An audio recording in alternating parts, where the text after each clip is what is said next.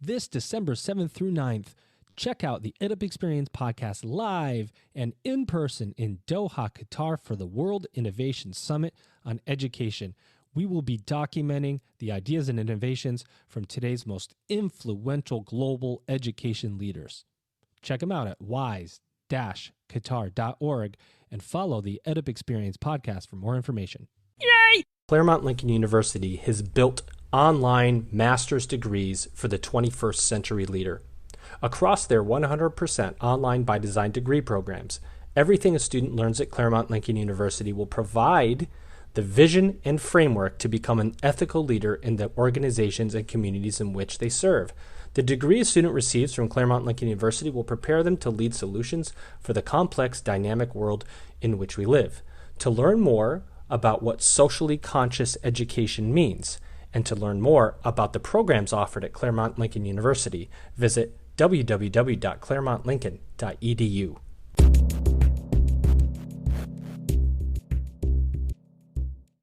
Welcome back, everybody. This is the EdUp Experience podcast where we make education your business. Dr. Joe Salustio here with you again on another amazing recording. I have two guests with me today, which is a rarity here at the EdUp Experience that we have two guests from the same organization, but that's just going to double the fun. Remember Double Mint commercials? There was always two people, twins. These guys aren't twins, this gentleman and this lady, but they are twins in intelligence and of marketing and enrollment, which is what we're going to talk about today. But before we do that, I'm going to ask you guys again and again to go to our website and review us. edupexperience.com. Just go to reviews and let us know what you think about this podcast. It's important to us that we get it right. So we want to know what you think. If you think my hosting skills are absolutely horrible, which Elvin, my producer, he programmed this applause for me. He said I have to use this every time somebody gives me a compliment. Here it is. It's not very strong, but that's what I've gotten. So I really need the reviews to step up a little bit so that I can get a stronger applause. Again, here it is. It's like one person clapping. I feel like one person. Anyway, I want to bring in my guests now. They are very important, maybe more important than ever. And I'm going to tell you why. If you follow my content on LinkedIn, you'll know why and how I feel. I don't hold back on my opinions about what the future of higher education leadership needs to look like, but I'm going to talk about that in a second. But let me bring them in now. This button is for them. Here we go. They are first Bev Ryan, founder, and Bill Faust, senior partner and chief strategy officer at Ologie. Welcome to the show, guys. Thank you. Great to be here. Thank you. Great. We got more applause than you did. Yeah, well, this one, yeah. No, thanks for clapping for me, Bev, right now. I appreciate that. That was me. How are you guys? How are things? Where in the world are you? We are in Columbus, Ohio, where we're based, although we are mostly working remotely these days. Our office is sort of open in kind of a resource mode where people can use it for a variety of things. But for the most part, we're still decentralized and working from home.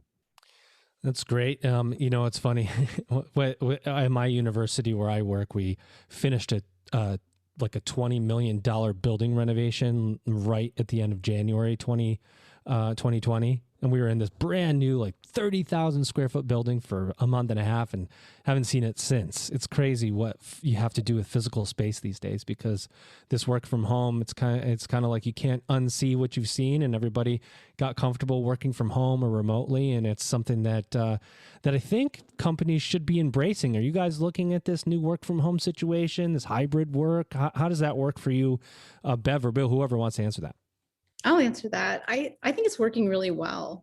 We've been very flexible with it. We haven't tried to mandate any attendance at the office. We completely renovated our office. It's ready to go when people want to be there.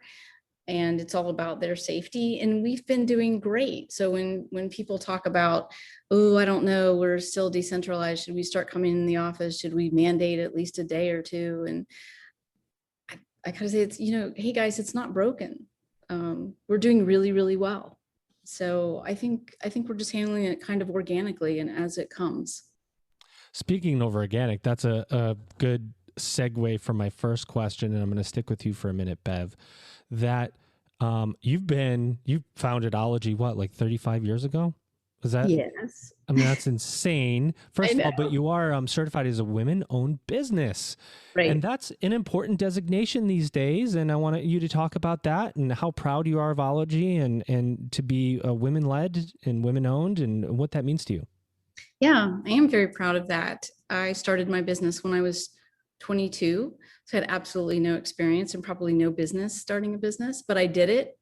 I kind of struggled through it and learned all along the way, and it just kept evolving over time. But I will say that it was difficult. It was difficult in the earlier days, and I have seen a lot of change over the years, and it's been refreshing. So I'm very excited about the future generations, and I'm very grateful for the folks before me that busted down some doors on my behalf. So,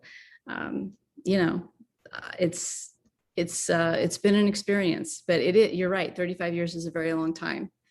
Well, yeah, I guess it's not that long when you start in your 22 and it's like, yeah, that's a long time, but you're going to be there another 30 years rolling with this, at least rolling. So you're one of the few people and that come, across this podcast. So you meet in life and you know exactly what you're going to be doing in the next 30 years, which is running the company that you've built. It's kind of cool to know that you're just going to try to grow it as much as possible and serve as many higher ed institutions as you can, because you must be passionate about it.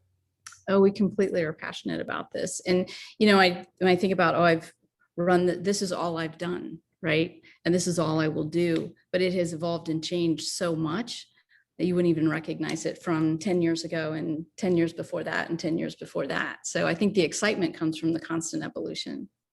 Well, and that's a good point about marketing and branding in general, that it is one of the reasons why, and maybe you guys come across universities that do this, but there's been talk in the last two universities I've worked for where they're like, "Hey, Joe, what do you think about selling a degree in marketing?" And I'm going, it changes so fast. Marketing, it's so hard. How do you write curriculum to keep up with the changes in marketing? It's so hard, and especially in what many of us would consider a traditional college or university, it takes so long to revise curriculum and you lose sight of it. Marketing changes so fast. Bill, I'm going to ask you, how do you guys stay at the front end of what's happening with marketing? And because it's a full-time job just to know what's going on. I mean, there's new social media. I mean, Clubhouse is a good example. It didn't exist, pre-pandemic, and all of a sudden here it is. And it's like, oh, I'm on Clubhouse. I try to be on Clubhouse. I can't do it. It's too hard. It's too time consuming for me. But there's people that are like making their bed in Clubhouse now, and that didn't even exist 18 months ago. How do you guys stay at the front end of what's going on in marketing in general, Bill?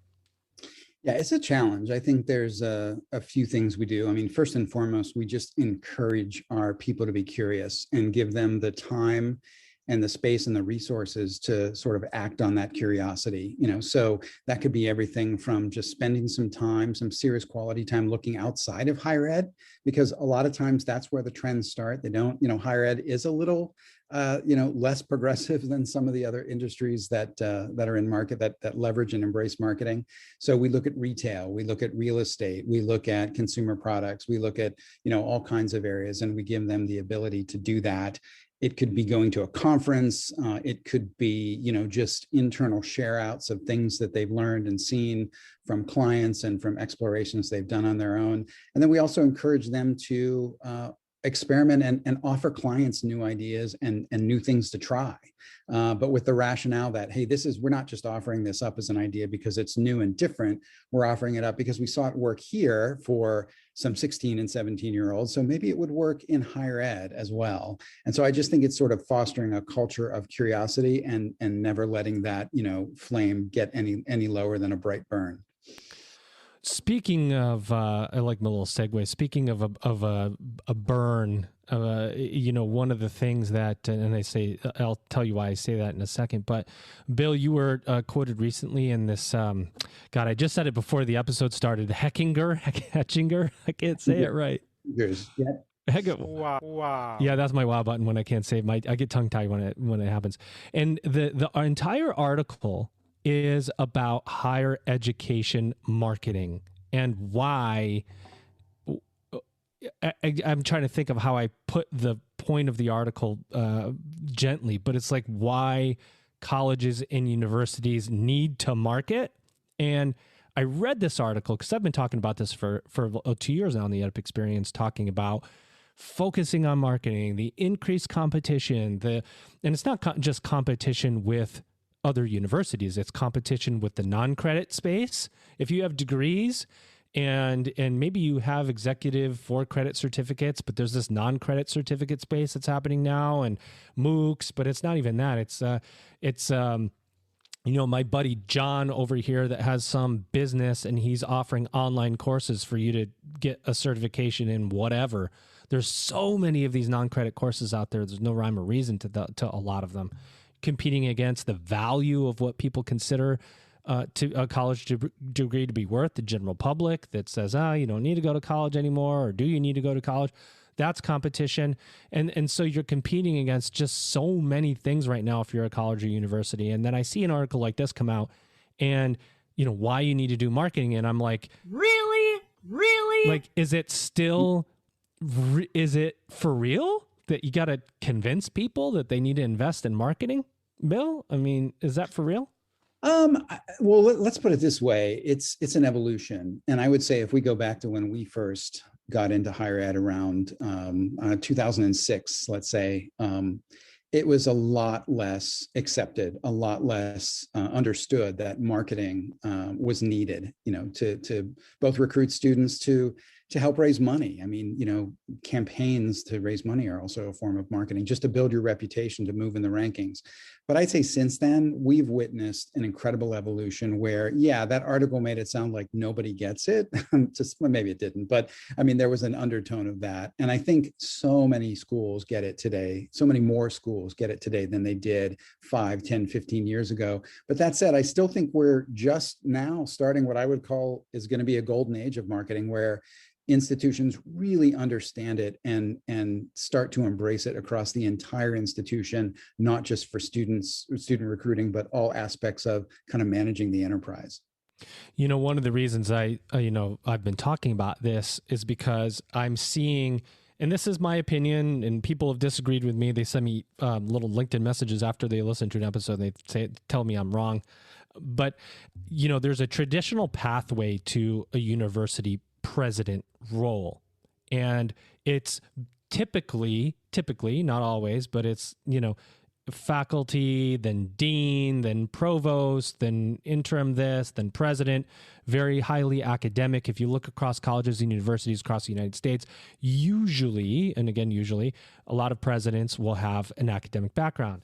My argument has been that has to change, and it needs to change because the at the very highest level, enrollment and marketing experience is going to be the skill set that a university is going to need to help sustain them moving forward. And I say that because, and Bev or Bill, I'd like you both to weigh in on what I'm saying to tell me if I'm right or wrong. But you see a lot of these small nonprofit universities, religiously affiliated universities, not talking about the big dogs out there, the big publics, or even the big online schools, but a lot of the schools that are between 1,000 and 10,000 students that are in financial trouble. The way you work yourself out of that in a competitive environment is to have very high level knowledge of marketing. And part of that is knowing that you can't do it yourself, but that you have to watch all of these costs. And you can't just sit on your hands and hope that it happens. People don't just come to you because your academics are so much stronger than anybody else. You got to go find these students. So Bev, I'll start with you. Am I making any sense? And if I'm wrong, tell me, but what do you think? Oh, I think you're making sense. And what I've seen is presidents that have a marketing bent to them are a lot more successful because they have a sense of urgency. And sometimes in higher education, there just isn't the pace required to run through an admissions funnel and be really, really successful. Like, you have to move fast. You have to be able to pivot. And, I think the more that leadership understands that, they'll win the game. Bill, what do you think? I completely agree. It's interesting when you get outside of higher ed, people rarely question what's that CEO's background? Did they come out of finance or manufacturing or marketing? They just rose to the top because they were a good leader and they understood all aspects of their organization. And I think higher ed has not done that. You're right, as much, but I think Bev's completely on the mark in that, whether they have marketing experience or whether they're just a former academician who understands marketing and embraces it for what it really is, I think they're always more successful.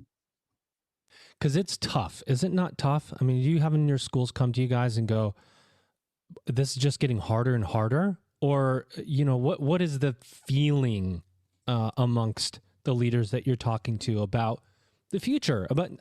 Let me ask it this way. There's the right now, which is like, let's get post-pandemic. And there's so much around that, right, that you have to do. But there's this future enrollment cliff that's out there. There's competition heating up. What's the sense from the leaders out there or let's call it a sense or acknowledgement that it's getting harder and harder?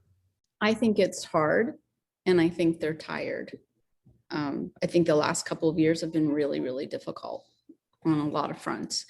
So resilience is going to matter the most. And just being innovative, trying something different and having courage. I think sometimes in higher education, there's a conservative nature. They don't want to be talked about, but you have to break through. And we all know what students want, if we know how they want to be communicated to. And I think higher ed sometimes doesn't listen as much as they should. Just act on what you know. Yeah, go into that. What do you mean when they don't want to be talked about? You mean as a leader or as an institution? They don't want to end up in a headline somewhere, you mean? Yes, I think that there's a fear of that. So if you do something really innovative in marketing, a lot of, there's just doesn't feel like there's a lot of room for experimentation, right? Because what if it doesn't work or it backfires in some way? It's just a tough environment to be in. You can't hide. You definitely can't hide because you got students and they don't. That's right. Students will get you on social media and tell you what they think one way or the other. Exactly. Bill, what about you? What do you think about how the leaders are feeling out there right now when it comes to what the future looks like and how marketing needs to play a role in that? I think Bev's right, but I also think that, no two institutions are in the same place, right? So it depends a lot on the other aspects of the college or university and how they're doing with, their academic offer and how they're doing with just other parts of the institution. And I think there are institutions that have momentum because they've made really good, I'll say it, business decisions about the university, not at the expense of a great academic experience or their mission, but they've made great business decisions. And so they have momentum. And so they use marketing to kind of increase that momentum and kind of double down and get further faster. And then I think there are other schools that, for too long of a time, said, well, we're going to stand back. We're going to wait and see. To Bev's point, we're going to be risk averse. And if they try something, I've had people say to me like, well, we did our brand 3 years ago. And I'm like, what do you mean did your brand? Like paint your house? Like a brand is in the garage, like Microsoft, you did it. Brand is a continuous thing. And so you have to manage it, 24/7, 365 days a year. And I think the leaders that understand that are more confident, less afraid, still tired, still dealing with multiple issues, including the pandemic. But I think it's cliche, but it's sort of this bifurcation of the haves and the have-nots. Those with momentum are sort of doubling down to be more successful, and those who waited too long are struggling and maybe even panicking a little bit. Well, guys, this is the part of the episode where we like to have a little fun here at the EdUp Experience. I'm going to ask you both a question that is semi-unrelated. You could connect it to higher ed if you want to, but it's kind of unrelated to higher education. Are you guys ready? Yeah. Bill, I'm going to start with you because I've got to leave Bev for last as the founder. Here we go. That's my little transition, like game show music, which I love to press it because it makes me feel like I've got to go now. Questioning for Bill. Bill, there's a song playing at Ologie on the loudspeaker, on your speaker you're carrying. Every single time you step into a room, it's your entrance music. What song, Bill, defines you? Oh my. This is, I would say it's something by Miles Davis, because I'm a big jazz guy. So Nice. so maybe a tune called So What.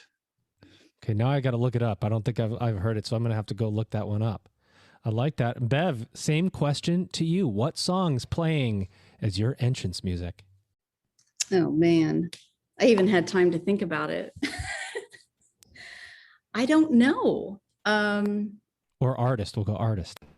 Artist. That's probably better. Well, no, I'm horrible at this. Maybe I lost the contest. But we're I knew you would find that. We'll give you the incorrect button. We're going to give you time to think about that, Bev. I love to keep people on their feet here, because you know what? Higher ed is tough. Higher education, working in higher education is hard. We're always serving stakeholders at every level, and working in marketing as a marketing agency is also hard work, because you've got to work with us, higher ed professionals, which is not always necessarily easy. And so the transition to the next question is exactly that. And I want to know, what's the most kicked back, I can't think of the right word, but what's the thing that colleges and universities push back on Ologie the most with? Is it social media expansion? Is it website stuff? There's an area where higher ed is averse to innovation. What's that area that you guys always find that colleges and universities go, yeah, I don't think so, we're not going to do that? I'll go first on that one. I was thinking about so many different things, but it's kind of more of a general thing for me. We hear a lot in the early phases, even in kind of the courtship. If we, if we're pursuing a client and they're, interviewing us, we hear a lot of, we want to be bold. We really want to be bold with our message and with our image and with, every aspect of this college or university. And we take them at their word. And then when we get down the road and share maybe some of the first bold work with them, then the reaction is often, not always, but often, oh, wait, not that bold. That's too bold. That's going to attract too much attention. That could be perceived by, a certain group, like our students will love it and our prospects, but our donors and our alumni will hate it, and so they're sort of trapped in this thinking that they have to please all their different stakeholders. And I think one of the hardest things for a brand to do is to choose and to say no to things and to say yes to other things. And I think sometimes that's tough in higher ed.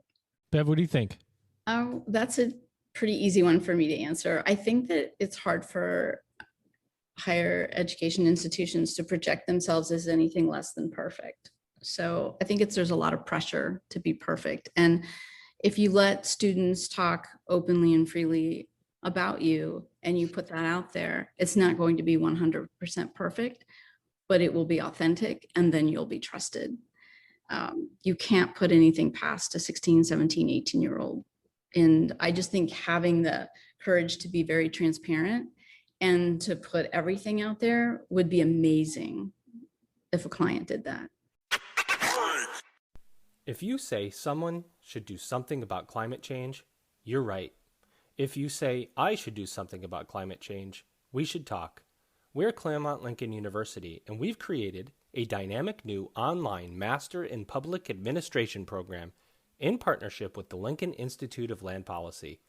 This is an MPA designed to give future changemakers the tools needed to take on the issues in today's world.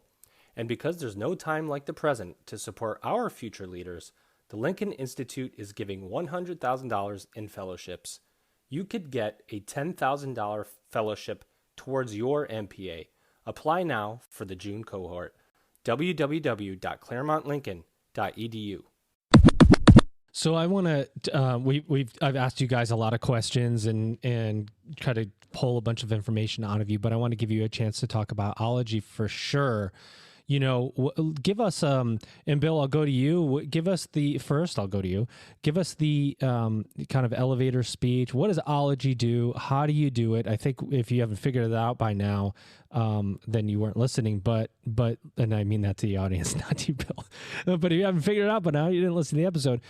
What do you do, and how far in the marketing and branding cycle can you take a college or university?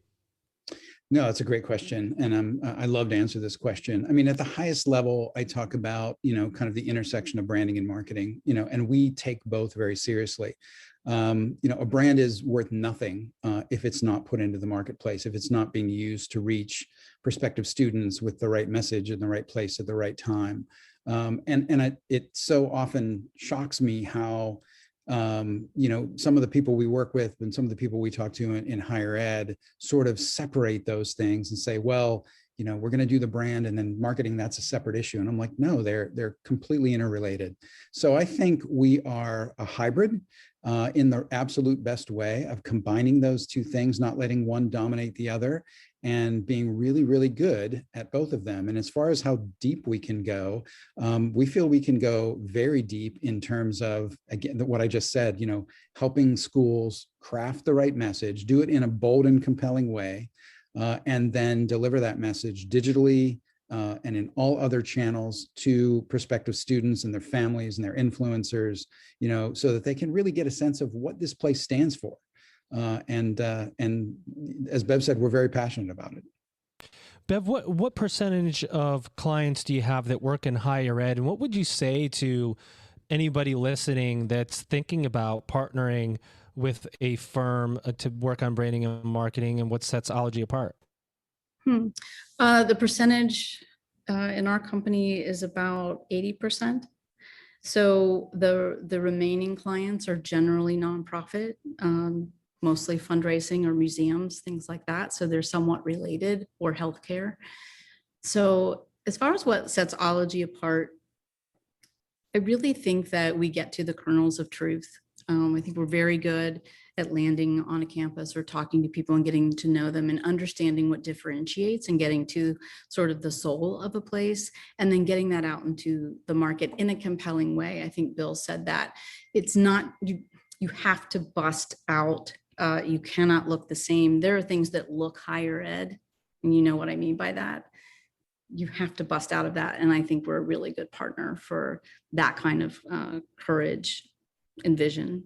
Yeah, I think you're right. When a lot of universities, you could just go look at websites from wherever, and you're going to see a lot of the same images, a lot of the same messaging, changing lives, educating future leaders. All of that messaging can be very similar, and it is really hard to break out of it, only because there's so many competitors now, right? And I've stressed this in the work that I do, that everybody has gone online now. It's not like online used to be a value proposition. We're an online university, and if you're an adult student, come here. Well, now you don't have to. You can go to any university that you want, except for those that haven't, have decided not to pursue online, which becomes its own value proposition in a way. But the competition is so fierce, and the choices are so vast, that the buying power has really shifted to the student, and we see that. And you read these stories about how students, undergrad students, traditional students, are applying to 20 universities instead of the 5 that they used to, because they're just saying, hey, what the heck? Let's see if I can get in because the testing's been dropped. Or, you see a lot of the chatter around the student having the power. And when the student has the power of choice, you have to differentiate.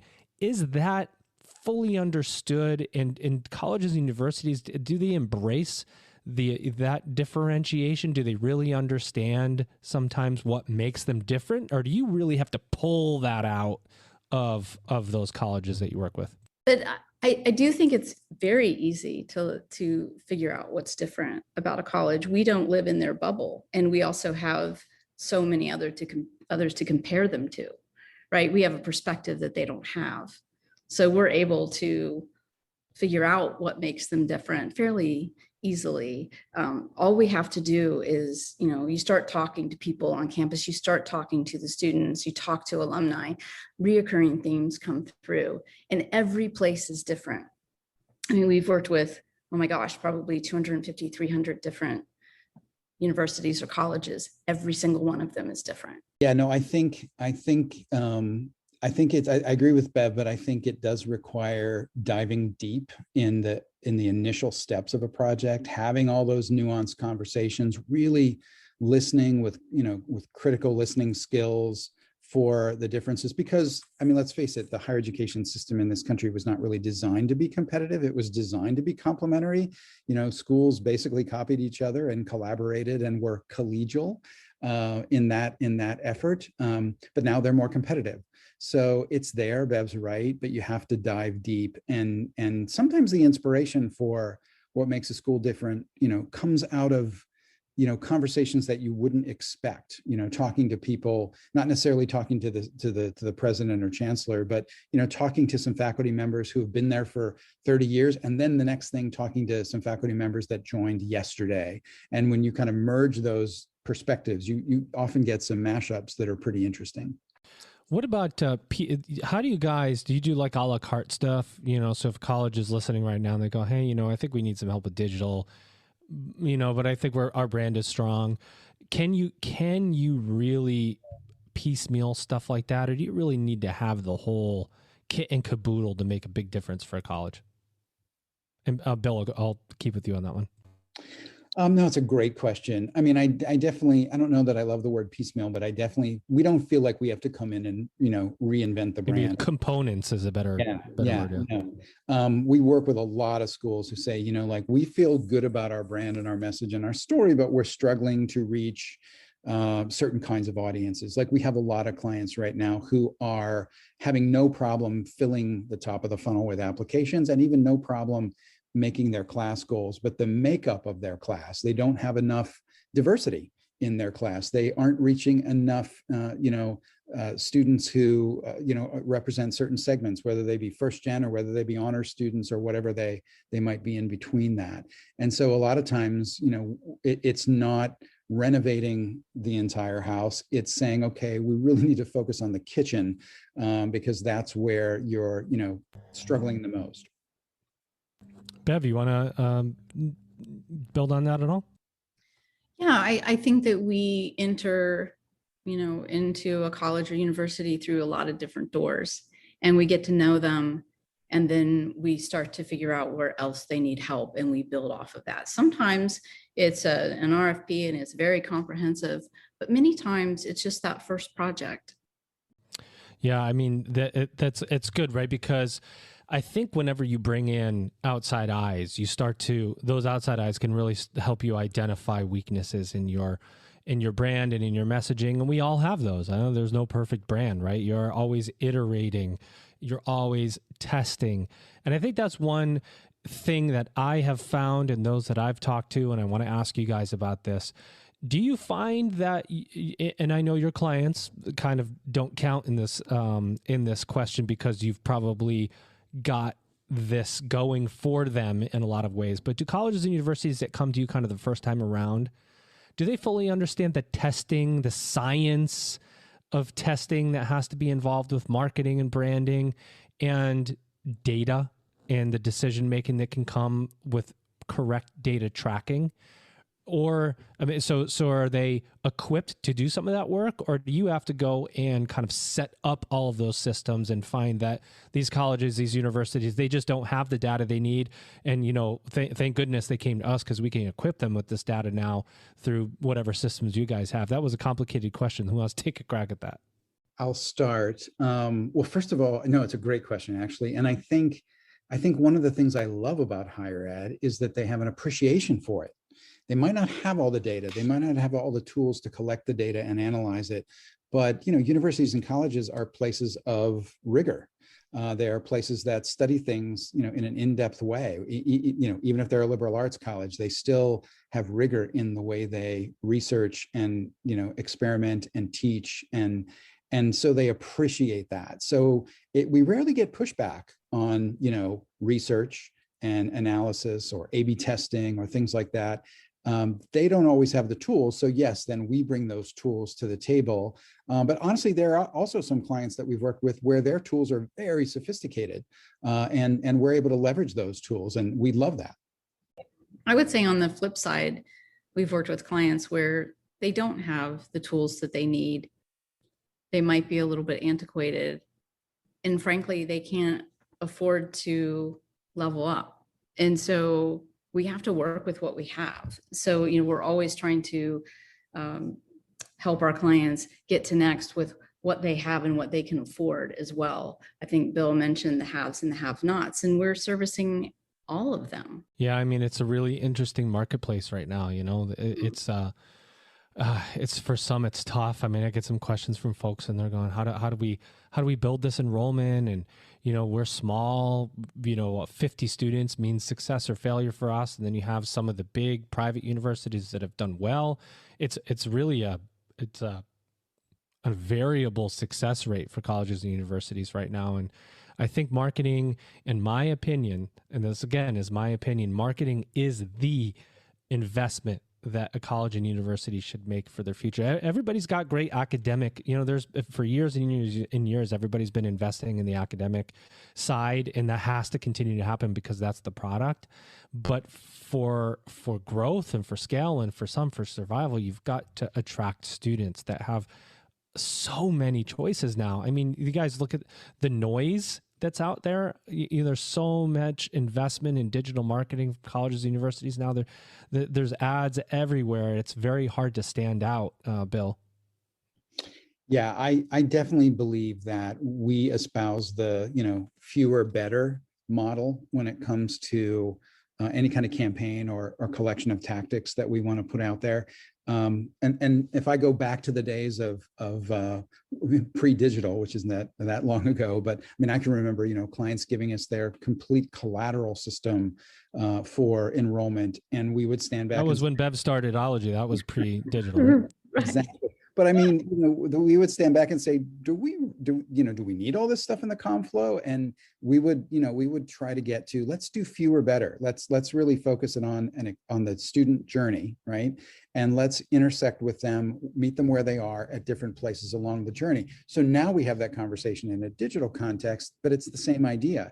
Don't just flood people with digital ads and social media and TikTok, and be very deliberate about what message you put where and when. And I think that's it's hard, but I think that's what everybody is, trying to find their rhythm with today. That's a great point. Find your rhythm. Because it's hard to find a rhythm, especially when you got so many social media channels, Instagram and Facebook and TikTok, and you've got, one of the things that I always struggle with, and I'm sure you guys probably have this conversation with your clients too, is this idea of shelf space. I need enrollment marketing. I've got advancement marketing. I've got faculty that want to market specific programs, or maybe highlighting faculty. I've got some board commitments in marketing. I've got these press releases for this. And you look at the average shelf space and you go, okay, either we're emailing and posting social media 4 or 5 times a day, or we have to start looking at priorities. What's the biggest priority we have that takes the majority of the messaging? And how do we complement that priority rather than trying to even out shelf space? Because that's really hard to do as an overseer, if you will, of marketing enrollment, is satisfying all of the various messages that come out of a university. Bev, I'll ask you about that. That balance is tough to strike. I agree with that. And, I think that it is overwhelming. You can do more and more and more, and it feels like it's not enough. So you do have to make choices. And I think that what we try to do is create assets, whether they're digital or whatever they are, that can be used in multiple ways, so that we're creating things that have greater value than this one-off thing that you just did. So I think we try to be really smart with the investment that people are making, because you can't buy your way through this. There's a lot of strategy that's in place, and personalization. I mean, all of that technology that gets you to personalization with the end consumer here costs money, but it's where the market is, and it's what the consumer, what the prospective student is expecting. And that's kind of new news, at least in the last, 3 or 4 years. And it's hard to catch up with if you haven't been doing it. Yeah, the personalization piece is one that's getting pulled out now, right? Because you really need to connect with students on different types of levels, on the mission level, on the vision level, on the passion level, because they're looking at a number of schools, and one of the ways you can differentiate is to pull on those passions. But you have to know your market, you have to know where they are, you have to know how they think. That's science. That's science, and it's a testable science. It's not an exact science, but it's one where you have to have great people around you or great partners with you like Ologie to help you work through it. And so I'm going to ask you our final 2 questions, guys. I hope this has been a good experience for you so far. These final 2 questions, I'm going to ask Bill the first one, and Bev, you get to close us out. You guys ready? Yeah. Sure. They're not music questions, I promise. Bill, what did we miss about Ologie that maybe you were hoping I would ask you today and I didn't ask you? Anything that you guys have going on that we need to know about? Anything about the company? Your kind of chance to plug anything you want. Oh, no, that's great. Well, I mean, I think we foster a culture of, kind of that balance between, creativity and innovation and curiosity, as well as data and analytics. So that's just another sort of the way that we're a hybrid. Bev, when I first met her, had this in the office, had this sign up that said, "Go with your gut." But she's also one of the most data savvy, creative people I've ever met. And so that's just indicative of sort of the hybrid nature of our culture. And I think it's what makes our work so good. Yeah, hopefully you guys don't walk away and go, why the heck didn't he ask Bev that one? Because, gosh, she's had Ologie for 34 years. But I'm going to ask you this one instead, Bev. And that is, what do you think the future of higher education is going to look like? Especially, you've seen it evolve through so many years. What does it look like going forward? Related to marketing or just higher education? However you want to answer it. Well, just higher education, I think we're going to be fine. I think that there's a lot of panic out there about how many students are in the marketplace and the cliff and all of those things. But I believe that students at the end of the day really want the college experience. I think that they value it. I think that kids are better off when they go to college and they have that amazing experience. We've talked to so many kids in college. It makes me want to go back. When you land on a college, it's like, wow, why didn't I do this?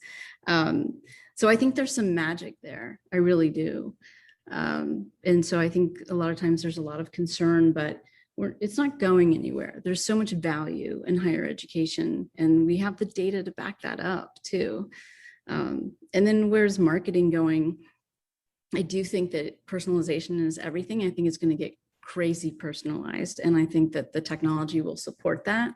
And I think that it's going to become more and more low production. I think that a lot of times there's sort of a fear to feel not polished. And I think that people will continue to kind of break through that and say, it's okay. We're going to get this out quickly. It's going to be an authentic voice from a student. And we're going to be good with that. And I think people are going to get a lot more confident with that kind of approach. It's going to get faster. Everything's going to get faster. And we just have to be there for it. I like that you said that. Usually I try not to comment after somebody said the future of higher education. I close out the episode, but I think what you said there is so amazing because it's so true. Higher ed has tried to, we work in what many have considered, and I'm not going to say that's the case today in most circles, but a stuffy industry where you have arm patches, the elbow patches, and that's not really what higher ed is. But students today respond to a little bit of grittiness, like you're talking about, where a video doesn't have to be even if you get it produced, having a little bit of grit, where it's relatable. That personalization is imperfect, and people need that imperfect nature, that imperfect nature of the messaging to really have it resonate with them, because what they're putting out there as people on social is imperfect, and everybody's accepting a little bit of imperfect, especially during the pandemic, we've all seen each other at imperfect times. That's for sure. I stopped combing my hair in 2020, so that's one thing that's happened. But I'm sure you guys have had similar experiences. But that, I think, is boy, that's really a mic drop moment for me, Bev, that you said that. Yeah, I mean, kids just want to belong. They want to connect, and it has to be authentic. Well, there you have it, ladies and gentlemen. Another completed episode of the EdUp Experience podcast with your guest today, Bev Ryan. Wait a minute. Let me try that again. Here we go. I'm not going to edit it. I'm just going to go with it. Here we go.